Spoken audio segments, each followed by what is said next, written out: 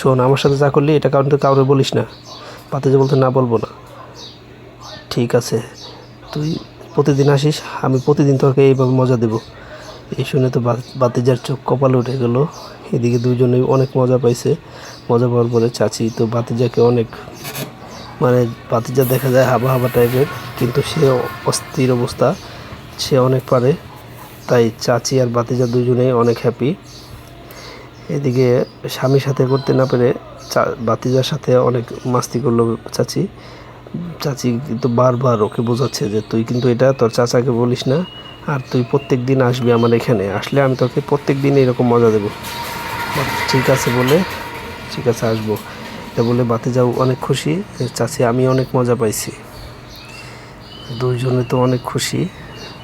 এদিকে চাচি বলতেছে এইভাবে আসলে কেউ তোকে সন্দেহ করবো না, এদিকে সাপও মরবো লাঠি ভাঙবো না। ভাতিজাও বলতেছে হ্যাঁ ঠিক তাই। দুইজনের মধ্যেই অনেক সময় কথা হয়। কথা হওয়ার পরে চাচি বলতেছে এদিকে ওদিক কেউ আসতে পারে, তাহলে তুই তাড়াতাড়ি এখান থেকে চলে যা।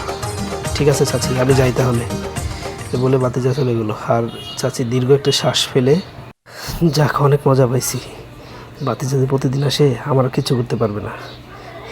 যাই, এবার আমি একটু শুয়ে থাকি, শুয়ে রেস্ট করি।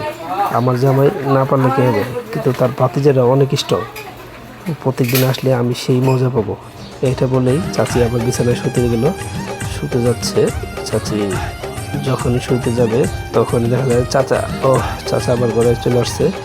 এরা দুজনের মধ্যে আবার কথা হচ্ছে যে কী ব্যাপার, তুমি না বাইরে চলে গেলে আবার আসলে কেন? চাচা বললো এবার তো তুমি শান্ত হয়েছো, যার জন্য আমি ঘরে আসলাম, এখন আবার শান্তিতে ঘুমাইতে দাও। এদিকে চাচা মনে মনে ভাবতেছে কী ব্যাপার, ও এত উত্তেজিত ছিল, কীভাবে এত তাড়াতাড়ি ও ঠান্ডা হয়ে গেল। চাচা তাই চাচির হাত ধরে টানাটানি করতেছে, কিন্তু চাচি এদিকে তাকায় চাচাকে একটা বিস্কি মেরে অন্যদিকে আবার মুখ করে ঘুমালো।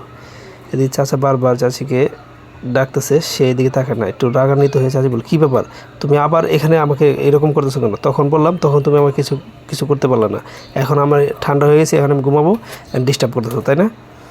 এটা বলে চাচি চাচার সাথে একটু রাগারাগি করলো। রাগারাগি করে চাচি তার কাপড়গুলো ঝাড়ু দিয়ে আবার ওইদিকে মুখ করে শোয়ার জন্য প্রস্তুতি নিল এবং শুয়ে পড়লো। চাচা অবাক দৃষ্টিতে ওর দিকে তাকিয়ে দিল, আর কোনো কথা হলো না।